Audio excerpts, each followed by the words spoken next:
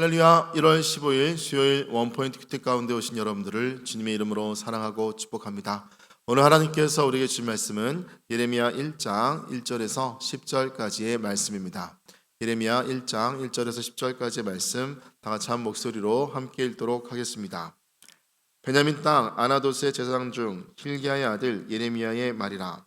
아몬의 아들 유다 왕 요시아가 다스린 지 13년에 여호와의 말씀이 예레미야에게 임하였고, 요시아의 아들 유다의 왕 여호와김 시대부터 요시아의 아들 유다의 왕 시드기야 11년 말까지 곧 5월에 예루살렘에 사로잡혀 가기까지 임하니라.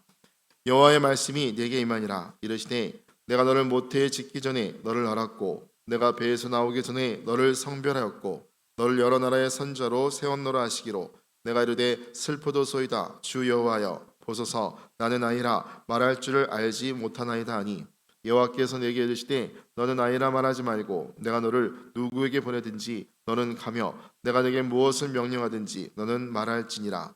너는 그들 때문에 두려워하지 말라. 내가 너와 함께하여 너를 구원하리라. 나 여호와의 말이니라 하시고, 여호와께서 그의 손을 내밀어 내 입에 대시며 여호와께서 내게 이르시되 보라 내가 내 말을 내 입에 두었노라. 보라 내가 오늘 너를 여러 나라와 여러 왕국 위에 세워 내가 그것들을 뽑고 파괴하며 파멸하고 넘어뜨리며 건설하고 심게 하였느니라 하시니라. 아멘. 이 시간 부르심과 순종이란 제목으로 담임 목사님께서 큐티 인도해 주시겠습니다. 할렐루야. 예. 오늘 1월 15일 벌써 1월 달에 중순을 향하여 열차는 가속성을 내고 있습니다. 세월의 과속도 앞에 우리가 정신 차릴 것은 어디로 가고 있는지, 맞게 가고 있는지, 잘 가고 있는지 이것을 점검하고 확인하는 일이라고 생각이 됩니다. 우리가 과거에 실패도 있었고 넘어짐도 있었고 부족함도 있었어도 새해입니다. 만물을 새롭게 하시듯이 저와 여러분을 살려주신 것은 하나님이 새로운 순종의 길로 예비한 축복을 받아 누리라는 것입니다. 그러므로 소망 가운데 승리하시기를 바랍니다. 무엇보다 오늘 말씀은 예레미야 1장 1절에 10절, 이제 우리가 마태복음을 또 잠깐 묵상하다 또 이쪽 하는데 구약과 신약을 왔다 갔다 왕복 달리기 하듯이 하는 거 나쁘지 않아요. 긍정적으로 보면 괜찮습니다. 구약의 하나님과 신약의 하나님이 선명히 대조되면서 우리가 그 하나님이 누군가를 더 깊이 알게 돼요. 오늘 큐티의 목적은 하나님이 어떤 분인가를 아는 것이고, 그리고 난 다음에 나는 누구인가를 아는 것이고, 그러면 지금 나는 무엇을 할 것인가를 결정하는 것입니다. 그런 의미에서 오늘 1절에서 3절 사이는 오늘 예레미야 시대가 어떤 시대냐 하는 것을 굳이 성경은 역사적 배경을 설명합니다. 여러분, 예레미야 시대 결코 만만한 시대가 아닙니다. 이른바 유다 역사에서 가장 악한 왕이었던 므낫세의 긴 통치의 말기였어요. 가장 악한 왕이었다는 말은 온 땅에 우상숭배가 범람했다는 겁니다. 하나님 제1주의에서 하나님은 제2주의, 제3주의, 제4주의, 제5주의 점점점 우선순위에서 밀려가고 돈이, 쾌락이, 우상이 세상에 미혹된 것이 주인 노릇하는 죄의 세상이었다 하는 걸 말할 수 있어요.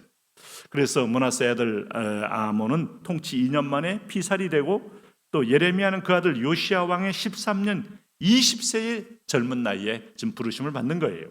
그래서 여기 2절 보면 아몬의 아들 유다 왕 요시야가 다스린 지 13년 만에, 13년 만에 여호와의 말씀이 예레미야에게 임하였다.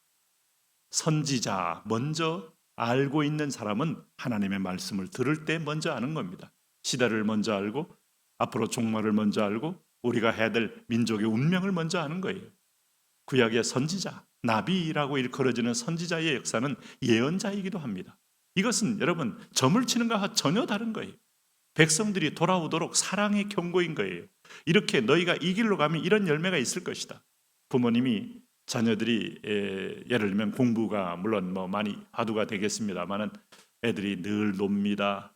그리고 부모 말 안 듣습니다. 그리고 나서 학교도 가는 둥 마는 둥 합니다. 자기 일을 합니다. 적어도 공부에서만큼은 야, 너 조만간에 시험 보면 시험이 결과를 얘기해 줄 거야. 네가 수치를 당하든지 영광을 얻든지 네가 땀 흘린 대로 얻게 될 건데 힘들어도 안 돼도 버티고 해봐. 미리 예고해 주는 거예요. 근데 그 말을 아주 농담으로 여겼다가 정말 정작 시험을 보면 여러분 맨 꽁지 밑에 있거나 아니면 어디도 갈 수 없는 성적이 나온다면 그 자체가 스스로가 길을 막고 있는 것과 똑같습니다. 뭐 성적으로 얘기해서 참 죄송합니다만은 하나님의 말씀은 우리 앞에 미리 복된 길을 예고해 주는 거예요. 그럴 때 여호와의 말씀이 임했습니다. 그럴 때 주님께서 뭐라고 말씀했습니까? 뭐라고 얘기합니까? 3절에 보시면 요시아의 아들 유다의 왕 여호야김 시대부터 요시아의 아들 유다의 왕 시드기야의 11년 말까지 곧 5월에 예루살렘이 사로잡혀 거기까지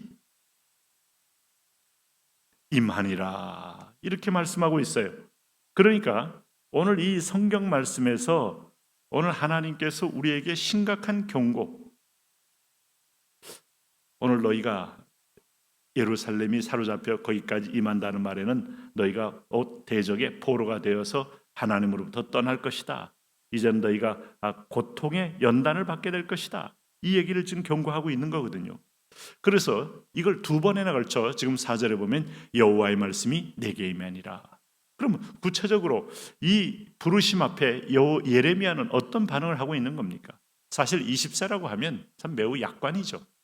젊은 나이에 민족 앞에 선다는 것은 두렵고 또 버겁고 또 자기의 자격지심이 생기는 거죠. 내가 과연 설 수 있을까 하는. 그럴 때 5절에 보면 내가 너를 모태에 짓기 전에 너를 알았고 내가 배에서 나오기 전에 너를 성별하였고 너를 여러 나라의 선지자로 세웠노라. 유대 땅만이 아니고 열방의 선지자로 너를 대형케 하노라. 유대 땅에 대한 예언은 하나님의 중심, 소위 중심지이기 때문에 그 민족의 운명은 세계 열방의 모델이 되고 표지가 되고 하나의 그 방향이 되는 거예요. 유대인이 마지막으로 영적으로 회복하여 예수 그리스도를 메시아로 영접하는 그날이 종말이라고 말하는 것도 우리가 그를 표지로 보는 겁니다. 예를 이스라엘 백성들은 그들의 영적 도덕성 아니면 윤리성 아니면 뭐 그들의 어떤 교육성 이런 것하고는 선택하고 관계없습니다. 하나님이 표지로 선택했기 때문에 뭐 심지어는 이 이스라엘의 하이파에 뭐 동성애자도 많고 뭐 굉장히 복잡다단한 그런 족속으로 지금 유대 땅에 목에든 북에든 혈통이 있으면 다 알리아 운동으로 모여들고 있지만은 이게 바로 하나님의 말씀이에요. 문화가 달라졌는데도 불구하고 모인다는 것은 놀랍지 않아요? 이 회복을 보여주는 겁니다. 두 번째는 영적 회복이 있는 거죠. 이게 표지라는 거예요. 오늘 너를 내가 이미 다 오늘 모태에 짓기 전에 알았고 배에서 나오기 전에 너를 성별했다. 그런데 이제 예레미야는 이런 하나님의 말씀 앞에 6절에 이런 반응하잖아요. 내가 이르되 슬프도소이다 주 여호와여 보소서 나는 아이라 말할 줄을 알지 못하나이다. 우리가 하나님의 음성 들었을 때 내게 있는 것을 하나님이 얘기해 줄 것이면 예 좋습니다. 제 은사에 맞군요. 이렇게 나갈 수 있어요. 내게 없다고 느끼는 거예요. 나는 말을 못한다고 느끼는 거예요. 모세가 40년 동안에 말을 안 하니 말을 못하는 거죠. 그런데 하나님의 명령은 대안이 있고 대책이 있고 방법이 있는 명령입니다. 그러므로 여러분 우리가 하나님 앞에 말씀을 들었을 때 순종이 우선이지 내 조건과 여건을 자꾸 생각해서 거기에 반응하는 것은 절대로 우선순위가 될 수 없어요. 오늘 당신에게 축복의 자리에 주님은 예비하고 있어요. 인생길도 그렇고 사역길도 그렇고 오늘 우리가 봉사도 그렇습니다. 뭘 맡기면 저는 아닙니다. 저는 아닙니다 대신에 내가 이 일을 했을 때 하나님이 어떻게 사람들을 붙여서 그 일을 이루어 가시는지를 기대해 보지 않겠습니까? 나는 못합니다. 나는 해본 적이 없습니다. 한 번도 꿈꿔본 적이 없습니다. 라고 말하기 전에 오늘 하나님이 어떤 방법으로 반전의 은혜로 우리를 또 이렇게 세울지를 기대해 보지 않겠습니까? 순종이 먼저입니다. 그런 의미에서 볼 때 여러분 예수 하나님의 말씀은 정답이에요. 7절 보세요. 여호와께서 내게 이르시되 너는 아이라 말하지 말고 내가 너를 누구에게 보내든지 너는 가며 내가 내게 무엇을 명령하든지 너는 말할지니라. 네 말할 필요가 없어요. 우리 말을 줄이기 위해서 모세를 40년 동안 침묵의 목양지기로 만들어버린 거예요. 오늘 20세의 예레미야에게 아직도 많은 지식들이 쌓기 전에 그를 부른 이유는 내 말만 하라는 거예요. 너무 여러분 똑똑할 필요도 없고 너무 많은 지식으로 하나님 앞에 자신의 지성을 자랑한다는 것은 얼마나 우스운 일이겠습니까? 그래서 주님이 뭐라고 말합니까? 이제 말씀을 주는 겁니다. 9절 보세요. 여호와께서 그의 손을 내밀어 내 입에 대시며 여호와께서 내게 이르시되 보라 내가 내 말을 내 입에 두었노라. 오늘 여기서 교태하는 여러분 모두가 하나님이 여러분의 입에 손을 대셔서 쓴 물이 아니라 오늘도 세상의 썩은 물이 아니라 세상의 저주의 언어가 아니라 하나님의 말, 내 말을 내 입에 듣는 은혜가 다 있게 되기를 축복합니다. 이것이 세상을 밝히는 것이고 세상을 변화시키는 능력이에요. 하나님, 이런 언어를 선포할 하나님의 사역자, 성도 되게 하여 주옵소서. 예수님 이름으로 기도합니다. 아멘.